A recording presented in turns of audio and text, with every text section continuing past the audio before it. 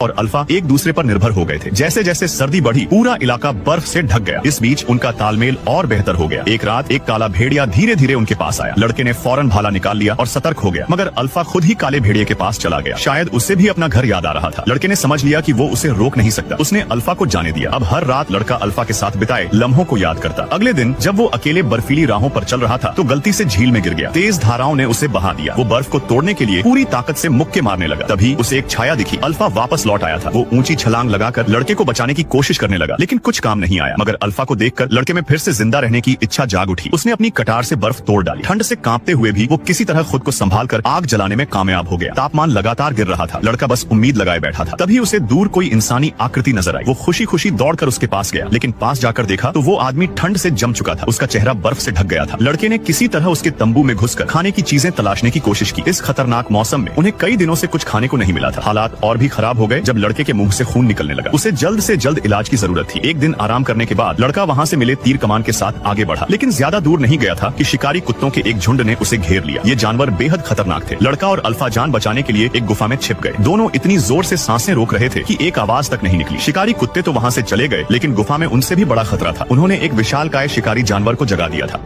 ये Saber tooth tiger शिकारी भेड़िया से भी ज्यादा खतरनाक था, लेकिन रास्ते में ही अल्फा उसे रोकने खड़ा हो गया। भले ही अल्फा उसके सामने टिक नहीं सकता था, फिर भी वो बार बार खड़ा होकर उसे रोकने की कोशिश करता रहा। आखिरी पल में उसने अपने तीर कमान को कसकर पकड़ लिया। खतरा टलने के बाद अल्फा भी बेहोश हो गया। उसने उसे पुकारा, लेकिन वो कोई प्रतिक्रिया नहीं दे रहा था। उसने अल्फा को बर्फीली हवाओं से बचाया और अल्फा भी उसके साथ चलता रहा। आखिरकार उसे रास्ते का एक छूटा हुआ निशान मिला, लेकिन उसकी चोटें भी और गंभीर हो गई। अब उनके पास बस एक दूसरे का सहारा था। रात को वो बर्फीली जमीन पर ही सो गए। जैसे जैसे ठंड बढ़ती गई अल्फा आखिरकार टेक नहीं सका और गिर पड़ा। उसकी हालत बहुत खराब थी और तुरंत इलाज का कोई साधन नहीं था। उसने उसे हिम्मत देने की कोशिश की, लेकिन अल्फा में अब कोई ताकत नहीं बची थी। तब उसने उसे अपनी बाहों में उठाया और चलना जारी रखा, लेकिन आखिरकार वो भी गिर पड़ा। बेहोशी में उसने अपने माता पिता का सपना देखा, जो उसका घर लौटने का इंतजार कर रहे थे। इस सपने ने उसे फिर से हिम्मत दी और वो अचानक जाग गया। उसने अल्फा को अपनी गोद में उठाया और आगे बढ़ता रहा। दिल में बसे उम्मीद ने उसे जीवित रखा, लेकिन अगर उन्हें जीवित रहना था तो सफर जारी रखना ही था। और आखिरकार उसने अपने कबीले को देख लिया। अल्फा अब ज्यादा देर तक टिक नहीं सकता था, लेकिन उसने अपने कदम बढ़ाए। जब वो गांव पहुंचा तो सबको यकीन ही नहीं हुआ। अल्फा जिंदा था, लेकिन गहरी चोटों के कारण कुछ कदम चलने के बाद फिर गिर पड़ा। उसने अपना हाथ बढ़ाया। उसके पिता ने भावुक होकर उसका चेहरा छुआ और उसकी माँ रोते हुए उसके पास आई। किसी ने नहीं सोचा था कि वो जिंदा लौटेगा। बेहोशी में भी उसने अल्फा की ओर इशारा किया और अपने पिता से उसे बचाने की विनती की। बिना अल्फा के साथ वो दुश्मनों से नहीं लड़ पाता। जब उसने होश में आया तो उसकी पहली नजर अल्फा पर पड़ी। वो शांति से पड़ा था, पूरी तरह ठीक नहीं हुआ था, लेकिन प्रधान पुजारी ने अल्फा के पेट पर हाथ रखा, जैसे कि वो कुछ महसूस कर रही हो। कुछ देर बाद अल्फा ने कई छोटे प्यारे भेड़िया जन्म दिए। लड़ाई के दौरान वो गर्भवती थी। उसने उसे प्यार से सहलाया और उसका आभार जताया कि उसने अपनी जान की बाजी लगाकर उसकी रक्षा की। कुछ ही समय में वो छोटे भेड़िए बड़े हो गए। वो कबीले में पले बढ़े और उसने हमेशा उनका साथ दिया। सालों बाद कबीले